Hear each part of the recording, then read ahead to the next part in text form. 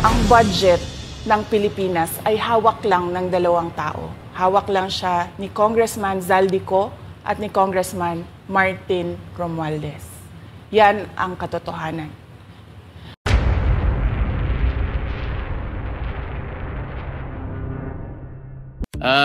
Meron po tayong resource person dito na nagkusa na po siyang magbigay ng kanyang sworn statement sapagkat iniisip po nila yun ang madali na makatulong sa ating pamahalaan sa paghahanap po natin, particular na po dito sa mga flood control projects na talaga namang nakapagbigay ng alalahanin, hindi lamang alalahanin kundi galit sa ating mamamayan. Meron pong nagkusang loob na gustong magbigay na ng kanilang sworn statement at kinakailangan pong ipresenta natin sila.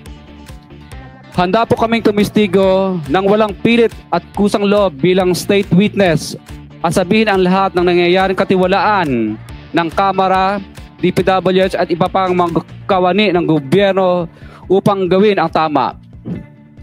Matapos naming manalo sa mga bidding, may mga opisyal mula sa DPWH ang lumalapit sa amin para humingi at kumuha ng bahagi niya sa halaga ng proyekto.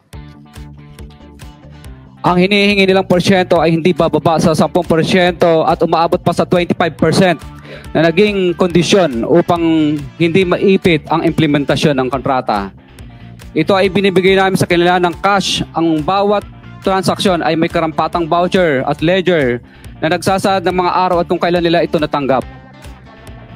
Si Kong Jojo Ang naman, lagi ring binabanggit sa lahat ng project sa kanya ay papondo ni Speaker at ni Zaldico. Binabanggit ang delivery ng pera ay para sa kay Zaldico na dapat at least 25%. Sinabihan ko kay D.E. Ramos na masyado namang mataas, ngunit sinabi niya na walang magagawa dito dahil pondo ito galing sa unprogrammed funds at insertion galing sa taas. Mayroon ding mga kinatawa ng ilang politiko na nakikipagtakbo sa amin upang manghingi ng porsyento kapalit ng mga porsyento ng mga proyekto. Ang mga porsyentong ito ay 25%.